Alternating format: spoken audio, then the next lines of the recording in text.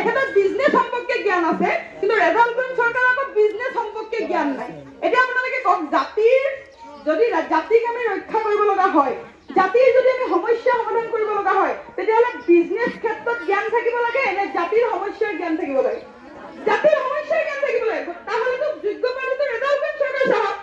গতিকে মই আশা কৰো আপোনালোকে এই অঞ্চলৰ ৰাইজে, আমাৰ হাতত খুব সময় কম, আমাৰ হাতত সময় খুব কম। এই অঞ্চলৰ ৰাইজক মই এটাই অনুৰোধ কৰো, আমাৰ হাতত সময় নাই।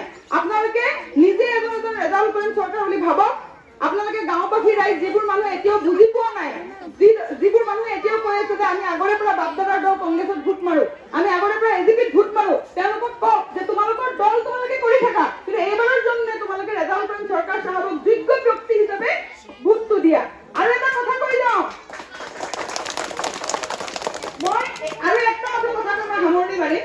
মই এটা কথা কওঁ, কিন্তু টকা আহি গৈছে, টকা অলৰেডি আহি গৈছে, বস্তাই বস্তাই টকা আহি গৈছে। আমি অলৰেডি গম পাইছো যে গাড়ীৰ ডিকিত বস্তাই বস্তাই টকা পঠাই দিছে। কিয় জানে নাই?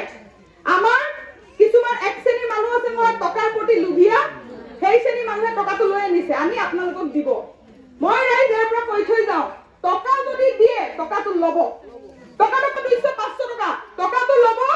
যোনদিনা ভোট দিব যাব 9 এপ্ৰিলত, সেই টকাটোৱেদি গৈ ৰাস্তাত দোকানত বহিব, মিষ্টি খাব আৰু ভোট কেন্দ্ৰত গৈ যোগ্য ব্যক্তিজনক ভোট দিব। দিবনে নাই? টকাটো এৰি নিদিব।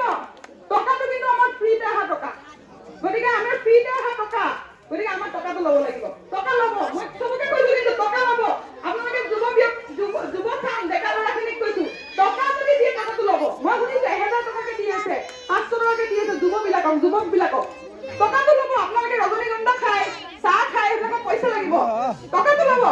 ৰজনীগন্ধা খাব, মিষ্টি খাব, চব খাব, বাচ্চাবিলাকক চিপছ খুৱাব, আইচক্ৰীম খুৱাব, কিন্তু 9 এপ্ৰিলত গৈ ভোটটো তলা চাবিৰ চিহ্নত ৰেজাউল কৰিম চৰকাৰ চাহাবক যোগ্য ব্যক্তিজনক দিব। দিবনে নাই? দিব। মই আশা আপোনালোকে বুজাওক, আপোনালোকে সকলোৱে এজন ৰেজাউল কৰিম চৰকাৰ হওক, সকলোকে বুজাওক। আমি এজন মানুহে 10 জন ভোট আনিব পাৰো, কিন্তু 10টা ভোট আনিব পাৰো। সকলোকে বুজাওক।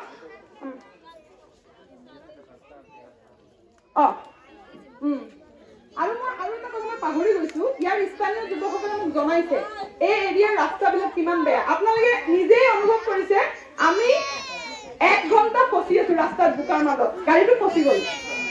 ট্ৰেক্টৰ আমি গাড়ীটো উঠাইছো, তাৰ পাছত আহিছো।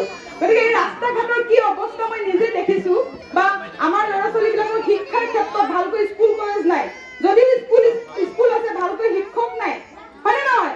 গতিকে মই নিজে এইবিলাক অনুভৱ কৰি গৈছো। ৰেজাউল কৰিম চৰকাৰ চাহাবক যদি আপোনালোকে বিপুল ভোটত জয়যুক্ত কৰে, বা আল্লাহ তাআলাই যদি তেখেতক MLA বনাই আনে, তাহলে আমি নিজে আহি আপোনালোকৰ সমস্যাবিলাক সমাধান কৰিবৰ কাৰণে মই ৰেজাউল কৰিম চৰকাৰ চাহাবক কম, আৰু তেখেতে সমাধান কৰিব ইনশাআল্লাহ। গতিকে সকলোৰে ওচৰত দুৱাৰ মাগিছো, আপোনালোকে 9 তাৰিখে 9 এপ্ৰিলত যাব ভোট কেন্দ্ৰত, ৰেজাউল কৰিম চৰকাৰ চাহাবক 20 বছৰৰ সংগ্ৰামৰ বিনিময়ত এটা ভোট দিব, তালাচাবিৰ চিহ্নত, আৰু বিপুল ভোটত জয়যুক্ত কৰি বিধানসভাৰ মজিয়াত পাব। ইয়াকে কৈ সমুদ্ৰ সামৰণি মাৰিছো। আসসালামু আলাইকুম।